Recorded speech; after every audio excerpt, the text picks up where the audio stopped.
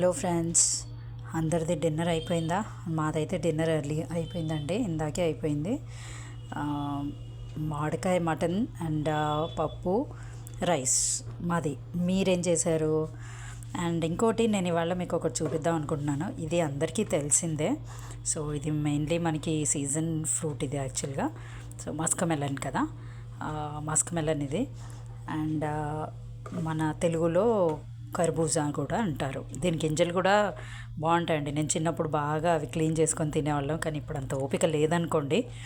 So ఇదైతే మామూలుగా మనం షుగర్ వేసి ఇట్లా తింటాం కదా, కట్ చేసుకొని షుగర్ వేసి కొంచెం ఫ్రిడ్జ్లో పెట్టుకొని. సో ఇప్పుడు నేను ఏం చేస్తానంటే, అంటే ఇలా కూడా తింటారు, మరి మీలో ఎంతమందికి ఇది తెలుసో తెలియదు. దీంట్లో మిల్క్ యాడ్ చేస్తాను నేను. మిల్క్ యాడ్ చేసి కొంచెంసేపు ఫ్రిడ్జ్లో పెట్టేసి అది చిల్ అవ్వగానే తింటే ఎంత బాగుంటుందో తెలుసా? యమ్మీగా ఉంటుందండి అసలు.